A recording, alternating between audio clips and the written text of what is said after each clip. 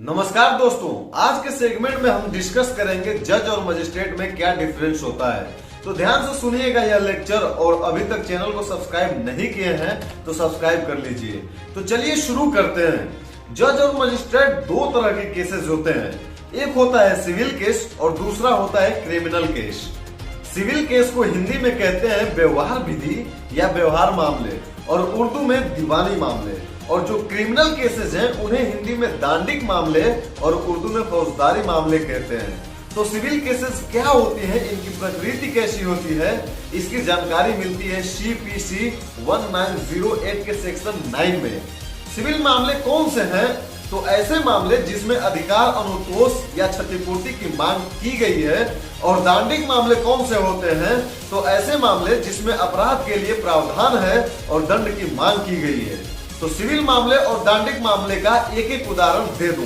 कुछ मामले तो ऐसे होते हैं कि जो दोनों प्रकृति के होते हैं। जैसे एग्जाम्पल के लिए, अगर आपके घर पर किसी ने कब्जा कर लिया है या आपकी जमीन पर किसी ने कब्जा कर लिया है, तो आप सिविल केस कर सकते हैं और कोर्ट से डिमांड कर सकते हैं कि घर खाली करवाया जाए।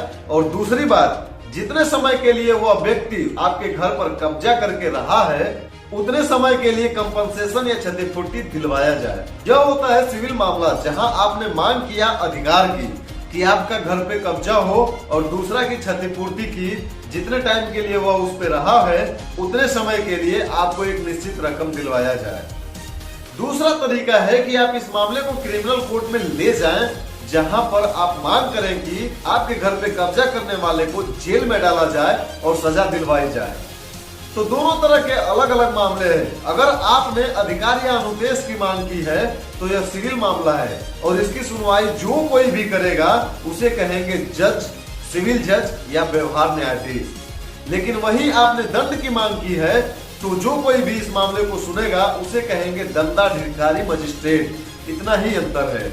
आपकी जानकारी के लिए, कुछ मामले स्पेशली सिविल नेचर के होते हैं, जैसे कॉपीराइट के मामले, पेटेंट वाले मामले, ट्रेडमार्क के मामले, यह प्योर सिविल मामले हैं। लेकिन जैसे मैंने बताया, कुछ मामले द्वैध प्रकृति की यानी डुअल नेचर के होते हैं। आपकी रेमेडी की मांग पर डिपेंड करता है कि वह सिविल में जाएगा या क्रिमिनल में जाएगा।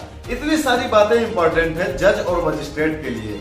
यह लोअर कोर्ट में बैठते हैं, सबसे निचला जो न्यायालय है वहां यह बैठते हैं। जैसे ही हम ऊपर के न्यायालय में जाते हैं, जो जिला स्तर का न्यायालय होता है, वहां पर अगर सिविल मामला जाता है वह जिला न्यायालय यानी डिस्ट्रिक्ट कोर्ट में, और क्रिमिनल मामला जाता है तो वह जाता है सेशन कोर्ट में। कई जगह आपने देखा होगा जिला और सत्र न्यायालय शब्द ऐसे लिखा रहता है बोर्ड के सामने। यह जिला न्यायालय वह होता है जो सिविल मामलों को सुनेगा, और यह सत्र न्यायालय वह होता है जो क्रिमिनल मामलों को सुनेगा। जो जिला न्यायाधीश है वह डिस्ट्रिक्ट जज, वह सिविल मामलों को सुनता है, और सत्र न्यायाधीश सेशन जज या क्रिमिनल मामलों को सुनता है। जैसे ही हम ऊपर कोर्ट में जाते हैं तो दोनों ही जज हो जाते हैं। इसका मतलब है कि वह जो कुछ भी करेंगे वह न्याय होगा। लोअर कोर्ट में जज और मजिस्ट्रेट हैं, और अपर कोर्ट में दोनों ही जज हैं। लेकिन जैसे ही आप हाई कोर्ट या सुप्रीम कोर्ट में जाते हैं तो आपका होना ही न्याय हो जाता है।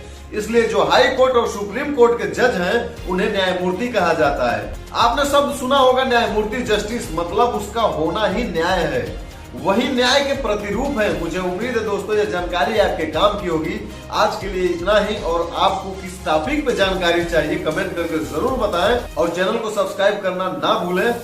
जय हिंद, वंदे मातरम।